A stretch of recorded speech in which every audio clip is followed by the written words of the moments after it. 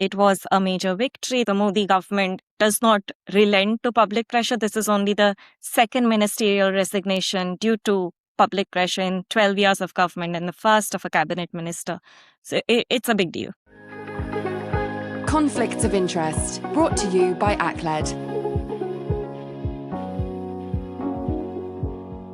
Hello, everybody. Welcome to another episode of Conflicts of Interest. I'm here with the lovely Bron and the very lovely Pearl, who is joining us today to talk about all things South Asian. Well, not all things. That would take too long. Yeah, but there's certainly a couple of things that have caught our attention recently. And we are recording this on the 27th of July to continue our outputs over summer. So while some things may have progressed by then, I think that we would be doing everybody a disservice if we didn't mention the Cockroach Janta Party in India and how that situation has kind of grown and grown and grown over the last few weeks. And then they've had a bit of a pause now, haven't they, Paul? Yes, after a major victory. So on Saturday, which is the 25th of July, the education minister resigned due to public pressure. It was the main demand of the people leading the protests. And after his resignation and a couple of other assurances, they decided to call off the movement. But it was a major victory. They were demanding reforms in the education system, in how national competitive exams in India are conducted. And it's significant because the Modi government, it does not relent to public pressure. This is only the second ministerial resignation due to public pressure in 12 years of government and the first of a cabinet minister. So it's a big deal. And how often are protest movements like this experienced in India? The pictures were really striking. The crowds were huge and it seemed like unbelievable support behind this movement. All the time, to be honest, India protests a lot. At ACLED, when we track events and protests, India is consistently at the top. There are people who like to protest, that are well organized, political parties, unions who protest. The fact that there were protests is not new, but the fact that these succeeded is perhaps the more novel development. And they succeeded because it's an issue which affects everyone. And anybody who studies in India has an experience of the leak, which is, I think, a uniquely Indian phenomenon. But the anxieties which the protests were reflecting are perhaps familiar to anyone who has gone through the Indian education system. And what was also new about these protests was that they were quite organic. The Congress party, which is the main opposition party, has been protesting on this issue for the last 2, 3, 4 years. But their protests haven't gained the same resonance that these ones have. And these, partly because these were largely seen as non-political, which is a thing in India where protests, if co-opted or seen as having the support of political parties, somehow lose their legitimacy a bit because they're seen off as more politicking than a manifestation of grievances. And this protest movement managed to avoid all of that, and that's how it succeeded. Can I ask, Pearl, what do you think their next steps will be, if at all? I mean, it does sound like the exam system is uniquely horrific for everybody involved in it. But I'm wondering about, given what you've just said there about the demonstrations plus a political party is almost delegitimizing, what do you think that they're going to be trying to do with this mass movement that they've coalesced? It's interesting. I think there are two ways to look at this. The first would be the political parties themselves will seek to capitalize on this. We have a few assembly, which are state elections coming up, including in India's largest state, where the opposition parties will seek to capitalize on the youth discontent and the youth mobilization, hoping to encourage them to vote, maybe for many for the first time, to express their grievances and opposition to the government, the BJP government. And that's these state elections will be an early judge of how these protests move, because the national elections in India are not for another 3 years. So it'll still be a while before any electoral verdict on the national stage is seen. But for the protesters themselves, the Cockroach Janta Party, as they call themselves, they've been very clear. To use a cricketing analogy, they said the education minister's resignation was just the first wicket. So they have their eyes on other government ministers and their performance. We already hear about the transport minister, the finance minister who are in the crosshairs. What this will hopefully do is put an expectation of greater accountability from the Modi government, which has so far used its electoral successes to shield itself from any criticism. Then another thing that we've been talking about behind the scenes with you recently, Pearl, is the ongoing situation between Afghanistan and Pakistan. And so what we've been discussing on the podcast quite frequently at the moment is the three sort of biggest threats to the states that Marco Rubio announced. One being left-wing extremism, another being the kind of narco-terrorism. And then there's a whole kind of conversation around the legacy of Islamist extremist groups. And it feels like the ongoing situation with Pakistan and Afghanistan is a good place to start with that conversation. So can you tell us a little bit about where that conflict is up to? Where are we with that now? We've almost reached a new normal when it comes to relations between Afghanistan and Pakistan. The root of the cause of the conflict is the resurgence of Islamist militancy in Pakistan and non-Islamist militancy, but largely Islamist militancy led by the Tehreek-e-Taliban Pakistan, the TTP, and other Islamist armed groups. And Pakistan blames this to a large extent to the support that and the freedom of movement that these groups enjoy across the border in Afghanistan. And because it's a porous border, it's a large border, they claim that no matter the actions that they do within their own borders, as long as these militants have a safe haven in Afghanistan, Pakistan would be unable to mitigate the militant threat, because as soon as the military pressure subsides, these militants can just come back across the border to Pakistan. And that explains the tensions between the two countries. But in terms of the actual conflict, we don't have the same frequency and intensity of the fighting that was seen in towards the end of February, March this year. They've not officially called off the war to the extent that you can do that. But the situation now is that major militant attacks in Pakistan, which have continued, tend to trigger a military response by Pakistan into Afghanistan, which largely takes the form of airstrikes and shelling in the border provinces. The actual border in terms of armed clashes between the two militaries is a lot calmer than it was, again, in the early stages. And the airstrikes and shelling are also largely restricted now to the border regions and not the mainland cities of Kandahar or Kabul, as was again seen in the early stages. Can I ask, Pearl, whether or not the Pakistani response, as you've just mentioned, into Afghanistan is opportunistic on the Pakistan government's part, or is this actually a reflection of where these threats are coming from? Pakistan has a number of internal domestic threats, and I'm just wondering if what they want is the problem that they're trying to engage with rather than the problems they have.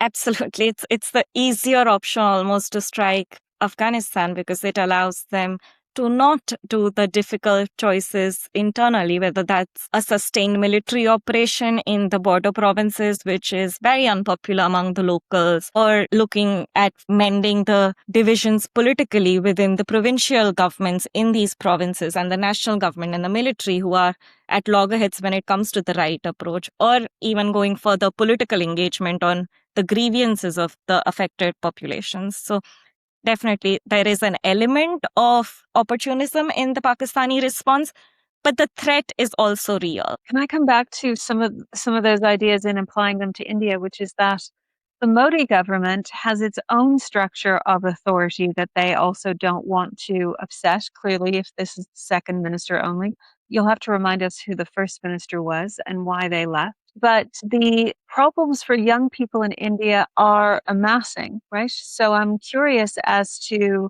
whether or not the Modi government thinks that this particular coalition is important enough to change some of the practices within India to engage with this population more seriously, rather than, giving them a head on a spike, which is what the education minister might be.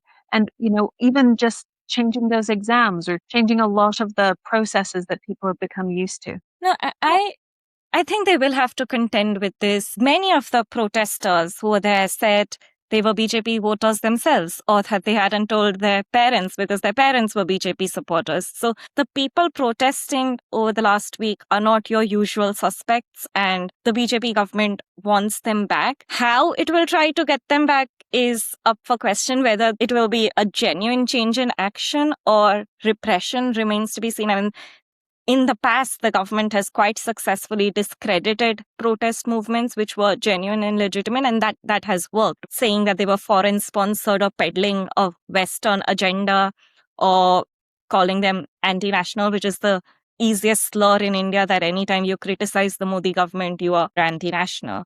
And that hasn't stuck so far. The protesters have managed to one up on the government and preempt a lot of the criticism that they would expect to get, having learned past lessons. And so the government has for the first time been on the back foot when it comes to responding to these protests. But it's a formidable electoral machine, and they will do whatever they can to win elections. I'm not sure that the past lessons are in the favor of these protest movements either. Often, especially after a first win, they find that the next wicket, to use the ideas that were previously floated, are very hard to coalesce around as a group because, as you said, it's a pretty diverse group and they're united by this one issue that, of course, affects all classes, all stations in life, all the rest of it. But it's the second imperative that proves to be much more difficult to organize around. Yeah, no, that's true. There's no plan on where they will go ahead, but for the government's part, the resignation allows them to release the pressure valve and it's dissipate the anger a bit. They are seen to be accountable. They are seen to be responding to concerns and listening. And 12 years into a government, if a government is still seen as accountable and responsive to public concerns, that's a win for them. I'm just hoping that we can actually kind of take a little bit of a regional picture here and look at the protest movement in India and both how it's formed and how it engages with the government and how the government engages back. Protest movements in Pakistan and how they can engage with the government, if at all. And then, of course, the protest movement in Nepal of last year, which was very successful. But why do we find in these neighboring states both the impetus, the form, and then the reward, I guess, for these demonstrations differ so much? No, I've spent a lot of time thinking the last week over it. I think Pakistan is now the only state which hasn't seen the same movement on an equal scale as all the other countries in the region. We also had Bangladesh and Sri Lanka earlier. And the grievances are the same. They're all countries with large young populations who feel that their aspirations are not being met or fulfilled, and there is a bit of elite capture and limited opportunities. In Nepal or Bangladesh, they were able to direct the anger against the central government, which had one power. In India, it is dissipated because we have many layers of government and frequent elections at each level, whether that's your town, your state, coming up to national level. So there are far more opportunities and far more targets who the protesters have. They can't just pin it on one government. They succeeded here, but this is historically why in India regime change does not happen through popular movements, because you can't identify the regime who you should change for the movement to succeed. And the repression that is being meted out against the protesters is also different. This was something which was pointed out by several Pakistani observers over the last week who said it's not that there aren't movements in Pakistan. The Baloch groups, the Pashtun groups do protest and advocate, but they are met with a lot more force. They are abducted. There are enforced disappearances going on for years. In India, the scale of repression is slightly different. We have baton charges or stone pelting, but it's not the same scale as an enforced disappearance or the killing of protesters. The extent of that repression perhaps explains in Pakistan why these movements haven't succeeded quite as much. And there's also not that unifying factor. They don't have one demand over which they are coalescing. It's a Baloch demand or it's a Pashtun demand. Or when we had lawyers' protests, it was in Pakistan several years ago now, it was the demand of lawyers, but there's no one national issue over which they've managed to converge. That's interesting. So what you're saying there is that in India, democracy functions as a pressure valve very effectively, whereas it can decrease its cost of repression quite easily by dissipating that pressure throughout the system, which Pakistan has not managed to do. Yeah. And the military in Pakistan also plays a very important role, which it doesn't in India or in any of the other countries which have seen these movements. And so the literal power of the military to crush dissent is a lot more powerful in Pakistan. When we were first looking at this, Pearl, and lots of the media were making links to Gen Z protests around the world, you were identifying why this particular movement didn't want that kind of association, right? Yes, no, they actually really tried to not be associated with the global Gen Z movement, because the global Gen Z movement was highly discredited in India as not the global, but the ones in Sri Lanka, Nepal, and Bangladesh were highly discredited as being peddled by the West, as being funded by the West. And the protesters thought that if they aligned themselves with these movements, their own movement would then be delegitimized. And so it was a strategic decision to not align themselves with the global Gen Z movement, even though in character and in nature it was a Gen Z movement on issues affecting the young people, led by young people. And